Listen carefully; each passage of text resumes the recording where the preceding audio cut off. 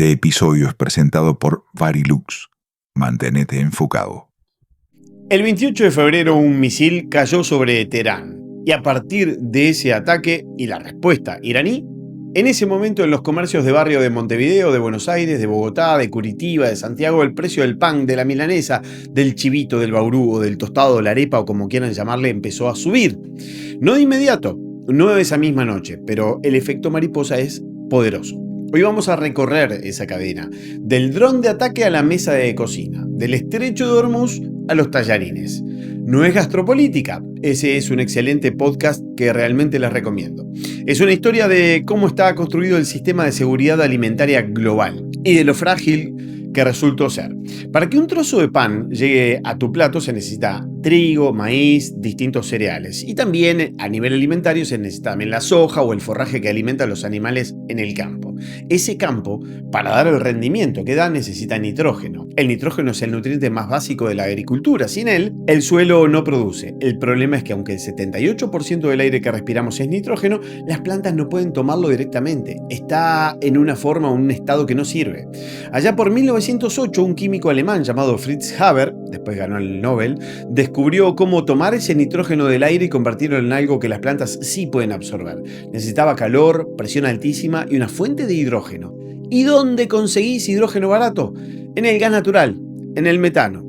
El efecto mariposa va quedando así. Gas natural barato, hidrógeno, nitrógeno fijado, fertilizante, campo productivo, maíz, animal, pan, milanesa. Esa es la cadena. Unos pocos eslabones. Y el primero de ellos, el que hace que todo lo demás funcione, es el gas. ¿Y dónde está el gas más barato del planeta? Sí, en Qatar, en Arabia Saudita, en los Emiratos, en Irán. Por eso, en las últimas décadas, el mundo concentró la producción de fertilizantes nitrogenados en el Golfo Pérsico.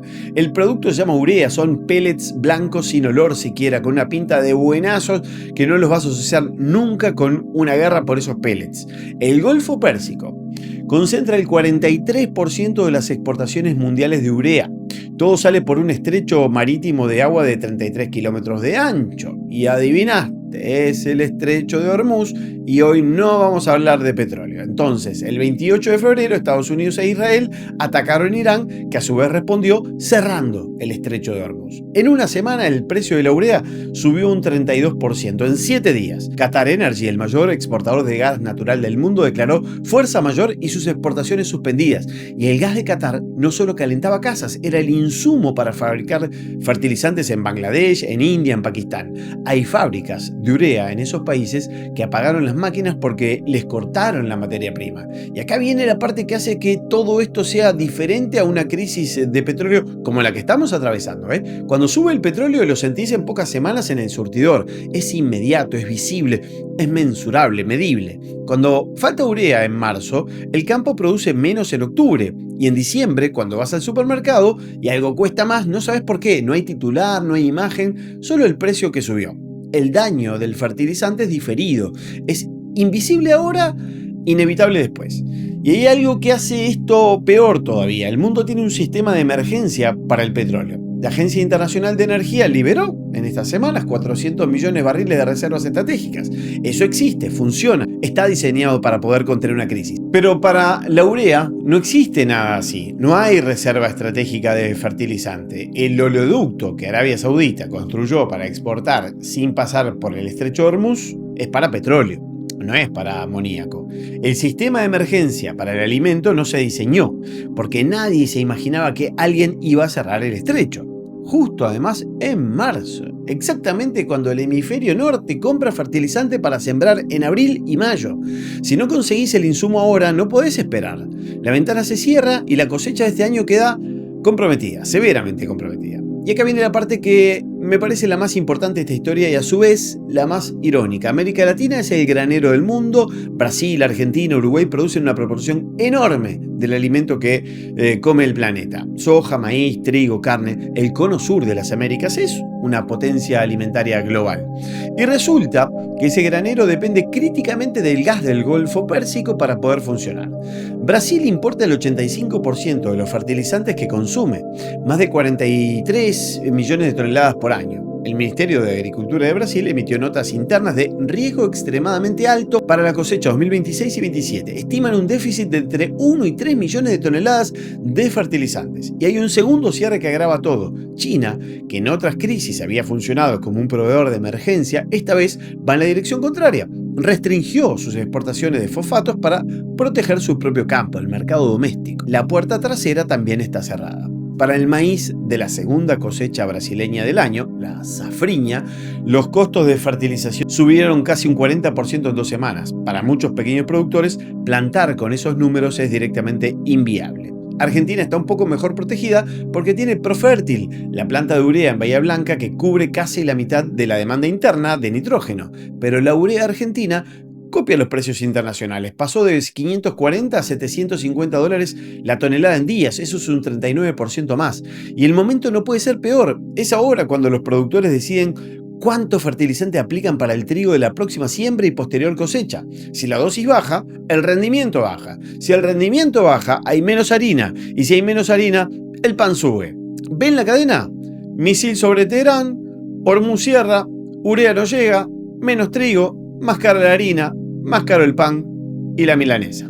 Pero no nos quedemos con la banalización de la milanesa cara o el pan dulce de diciembre carísimo. En el mundo hay hambre y además hay hambrunas. ¿Qué es una hambruna? Técnicamente es cuando más del 30% de los niños de un lugar menores de 5 años tienen el brazo más delgado que 11 centímetros y medio de circunferencia. Hay una cinta de colores que usan los médicos en campo para medirlo. Si entra en la zona roja, el niño está en desnutrición aguda grave. Hoy hay 2 lugares en el mundo donde esa cinta llega a la zona roja en proporciones de hambruna: Gaza y partes de Sudán. Y no es un relato, es una definición técnica. Sobre esa base, 318 millones de personas que ya están en hambre aguda antes de que cayera el primer misil, el Programa Mundial de Alimentos calcula que 45 millones más podrían caer en esa misma categoría si el conflicto no se resuelve antes de mediados de este año. Y queda poco para eso. 45 millones más que miden el brazo de sus hijos con esa cinta y esperan que no llegue nunca a la zona roja. Hasta acá el diagnóstico. Ahora, lo que viene después. Esta crisis está acelerando algo que venía moviéndose muy despacio. La pregunta de si podemos fabricar fertilizantes sin depender del gas del Golfo Pérsico. La respuesta es que sí, pero la línea de tiempo es la que importa. El proceso que descubrió en su momento Haber necesitaba hidrógeno. Hoy ese hidrógeno viene del gas natural, pero podés obtenerlo de otra forma. Electrólisis del agua con electricidad renovable. El producto se llama amoníaco verde y hay un lugar en el mundo con el viento más barato del planeta para poder hacerlo. Magallanes, en el extremo austral sur de Chile. 4 proyectos de gran escala, casi 40.000 millones de dólares de inversión proyectada, pero primeras operaciones en 2031. No es la solución de esta semana, pero si la tensión en Hormuz se prolonga, Chile tiene una ventana real para convertirse en el proveedor de fertilizantes verdes del granero que hoy depende del Medio Oriente. El viento de Patagonia reemplazando al gas de Qatar es una imagen que vale estratégicamente mucho. Y hay algo más inmediato que ya está pasando en el campo. Brasil es el líder mundial en biofertilizantes, microorganismos que hacen en la raíz de la planta exactamente lo que Haber hacía en una fábrica, sin gas, sin presión, sin calor. Bacterias que toman nitrógeno del aire y lo entregan directamente a la planta. La científica brasileña María Ángela Hungría ganó el Premio Mundial de Alimentación en 2025. Es algo así como el Nobel del Hambre, precisamente por eso.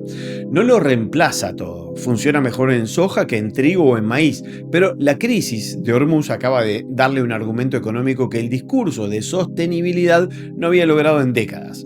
Cuando la urea cuesta el doble, cada gramo de nitrógeno biológico gratuito vale el doble. A tener muy en cuenta 2 fechas y una señal. La primera fecha, mediados de abril, ya. Si Hormuz no se abre antes de ese momento, la siembra del hemisferio norte 2026 queda comprometida sin posibilidad de recuperación. Lo que no se aplica en marzo y abril no se va a recuperar en octubre. La segunda señal es Brasil. Si el gobierno brasileño activa compras de emergencia de fertilizante en Rusia, Canadá o Marruecos o empieza a subsidiar insumos para sus productores, entonces significa que internalizó que el estrecho no se abre pronto. Esa señal llega directo a Uruguay, a Argentina. Después está la señal estructural. Si en los próximos meses Brasil o Argentina anuncian planes concretos para ampliar producción doméstica de urea, eso indica que esta crisis dejó de ser coyuntural, que el mundo entendió y decidió que tener toda la fábrica de alimentos dependiendo de un estrecho de 33 kilómetros en el lugar más inestable del planeta es un riesgo que ya no puede ignorar y que no puede permitir. Los misiles no le apuntaron a los supermercados, pero golpearon también a 11.000 kilómetros de distancia en esta región. Pero el efecto que conecta ese misil con tu mesa ya se activó. El alimento en la mesa, en diciembre, lo vamos a pagar mucho más caro todos. El mundo ya no es tan ancho, ni mucho menos tan ajeno.